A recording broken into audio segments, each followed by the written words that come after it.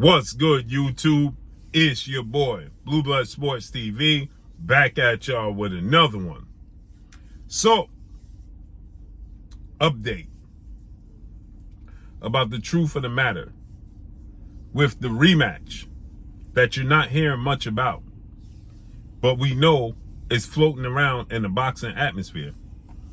And that's between undefeated 3-division world champion, former junior welterweight undisputed world champion, now the reigning undisputed welterweight world champion, who is widely acknowledged and recognized as the #1 best pound-for-pound fighter in the world, in Terrence Bud Crawford. Terrence Bud Crawford is now 40 wins, no losses, no draw, 31 big wins by way of knockout. He is 36 years of age, 5'8", with a 74-inch arm reach. And the guy he faced July 29th, Las Vegas, Nevada, T-Mobile Arena, in former unified 3-belt WBA, WBC, IBF welterweight world champion superstar boxer Errol "The Truth" Spence Jr., who is now 28 wins, 1 loss, no draws, 22 big wins by way of knockout. He is 33 years of age, 5'9.5" with a 72-inch arm reach.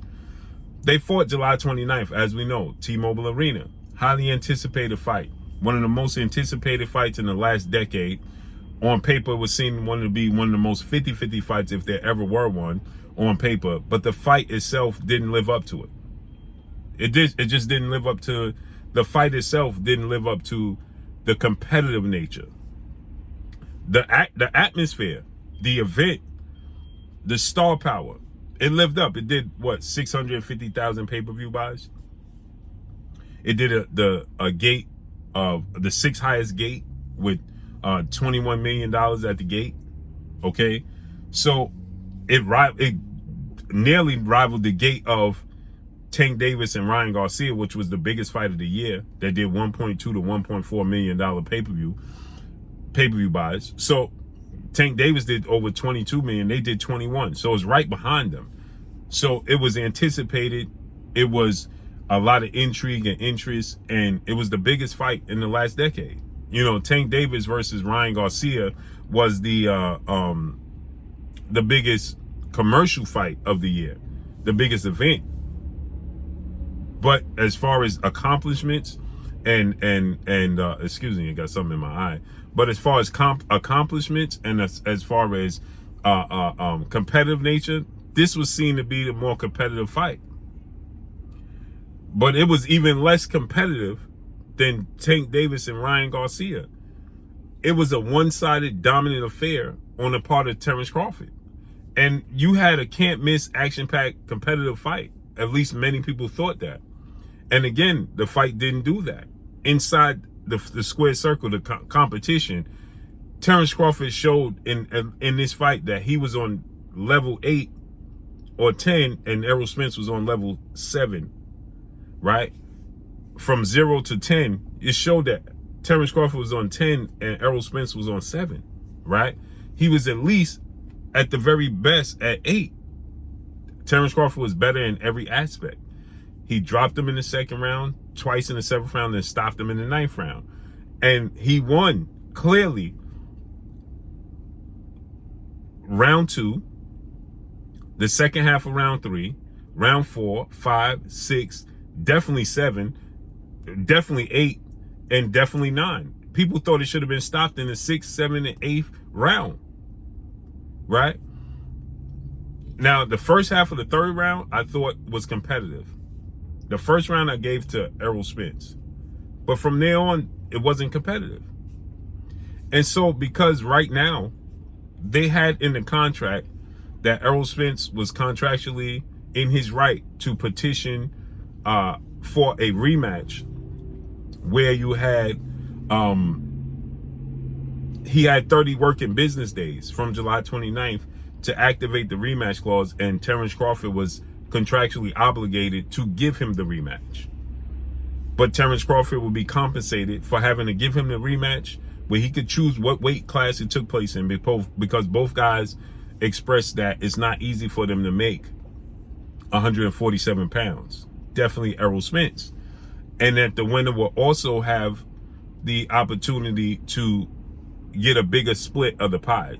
There's talks that they went 50-50, but the winner was in a position to get the biggest split automatically. And so Errol Spence activated the rematch clause officially to let the world know, and Terrence Crawford has to oblige. But there's a major hurdle in the way why you don't hear about what's going on with this rematch. And that major hurdle is Showtime internally. Showtime President Sports Stephen Espinosa is internally going through changes. And it's being said that Showtime is not interested in being in the business of the sport of boxing. And Stephen Espinosa, as the president of Showtime Sports, is trying to convince them to stay in the sport of boxing. And it's a hard sell right now. Hence the reason why you hear Stephen Espinosa telling the world in an interview that he don't believe Errol Spence Terrence Crawford rematch is going to take place anytime soon. And if it does, it'll be the end of 2024, next year. He don't want to waste money. Showtime don't want to waste money on a rematch with Errol Spence and Terrence Crawford because, for one, they don't think it did the numbers that it should have done. They got a return on investment, but the money that they had to fork out for Errol Spence and Terrence Crawford, who are two high-profile athletes, is too rich for their blood, for their liking, because the turnover, the return on investment. As I told you guys when it was first being talked about and it didn't happen, the budget wasn't there. And now, again, the budget is not there. Not because it's not accessible, because they don't want to spend it. See, last year, it wasn't there because of the turnovers internally. But now it's not there because Stephen Espinosa has to be careful and cautious of where he invests that budget, because it could be the last budget he uses for the sport of boxing. And so now, because the fight was non-competitive, it was such a one-sided affair, it's a hard sell, especially if the rematch. This is why Stephen Espinosa recently made comments that, he didn't like the way Terrence Crawford apparently was handling the negotiations, saying that the fight needs to take place at 147 or so on and so forth. And he was saying that, you owe it to Errol Spence, who essentially, went above and beyond to make sure that you got this fight. Because Stephen Espinosa knows that if this fight rematch takes place at 147, nobody from 0 to 100, maybe 10% is going to give Errol Spence a chance to be victorious and be competitive. So guess what they're not going to do? Invest in that fight. But you still have to pay Terrence Crawford his purse, and you still have to pay Errol Spence his purse, and then the undercard. And you're already dealing with turmoil inside. There's already a tug of war with inside Showtime about keeping the sport of boxing going on their platform. So you want to put on a fight like this, and it's another one-sided affair that fans are not interested in investing in, because they're like, listen, this is not even, it wasn't competitive the first time. Why I want to see it again? Why am I going to pay $80 again to watch what I know what's going to happen? Where's the indication that Errol Spence is going to be a better fighter, or be able to put up a better fight and more competitive fight?